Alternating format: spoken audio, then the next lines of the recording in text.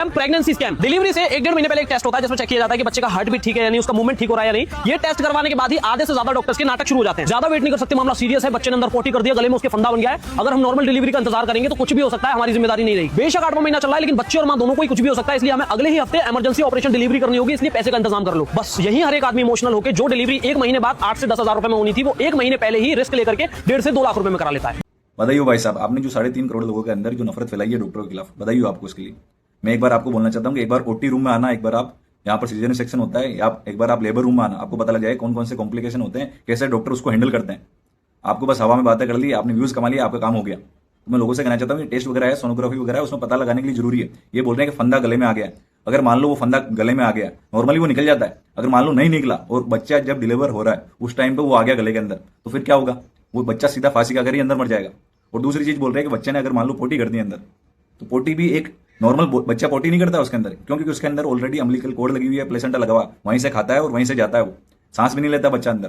तो इसलिए लोगों से बोलना चाहता हूं कि वो पोटी करी है तो उसका कोई कारण है, इसलिए उसने बच्चे ने पोटी करी है। या तो फिटल डिस्ट्रेस हो सकता है, कुछ भी अम्बिलिकल कॉर्ड के अंदर कुछ दब गई, अम्बिलिकल कॉर्ड जो वो फंदा है वो दब गया, उसकी वजह से हो सकता है। या प्लेसेंटा के अंदर कुछ खराबी होगी, उसकी वजह से हो सकता है। या मान लो पानी की कमी होगी उसके अंदर, इसलिए हो सकता है। जो बच्चा घूम रहा होता है ना, उसके अंदर पानी होता है, उसके अंदर कमी होगी तो उसकी वजह से हो सकता है। तो इतने सारे कारण हैं, इसकी वजह से हो सकती है। अगर मान लो उसने पोटी कर दी, वही पोटी वो निकल गया और वो फेफड़े में चली गई, तो उसकी वजह से उसकी जान जा सकती है, इंट्रायूट्राइन डेथ हो सकती है। तो इसलिए ये सारी चीजें जरूरी है, जांचें जरूरी है। इनको तो कुछ भी नहीं पता, इन्होंने बस हवा में बातें कर दी, डॉक्टरों के खिलाफ नफरत फैला दी, इनका काम हो गया, व्यूज बढ़ा लिया इन्होंने। तो मैं लोगों से कहना चाहता हूँ थोड़ा सा दिमाग लगाओ, थोड़ा सा दिमाग का इस्तेमाल करो। अगर मान लो जो पहली बार जो माँ बाप बन रहे हैं, उन्होंने ये वीडियो देखी होगी इन भाई साहब की, तो वो तो यही सोचेंगे कि प्राइवेट वाले लूटते हैं, ये डॉक्टर लूटते हैं, उनके खिलाफ तो यही इमेज बनेगी हमारी। तो मैं लोगों से कहना चाहता हूँ थोड़ा सा दिमाग लगाओ, इस्तेमाल करो। ये सारे टेस्ट वगैरह होते हैं, ये जो करवाना है वो जरूरी है। सारे एक जैसे नहीं होते हैं, वो बात अलग है, लेकिन मैक्सिमम लोग तो आपकी भलाई ही चाहते हैं। ठीक है, आप फिर इमरजेंसी के अंदर आकर बोलोगे ये हो गया, ये हो गया, ये हो गया। अरे भाई, अब कैसे हैंडल करेंगे उस चीज को? उसका तो पहला ही पता लगाना जरूरी था। अगर मान लो आपको ये लग रहा है कि वो लूट रहा है, वो हॉस्पिटल वाला लूट रहा है, तो आप दूसरे हॉस्पिटल में दिखा दो। दूसरा हॉस्पिटल वाला लग रहा है आपको लूट रहा है, तो गवर्नमेंट हॉस्पिटल में दिखा दो। वहीं पे जाना जरूरी है क्या? तो मैं लोगों से कहना चाहता हूँ थोड़ा सा दिमाग लगाओ, इस्तेमाल करो।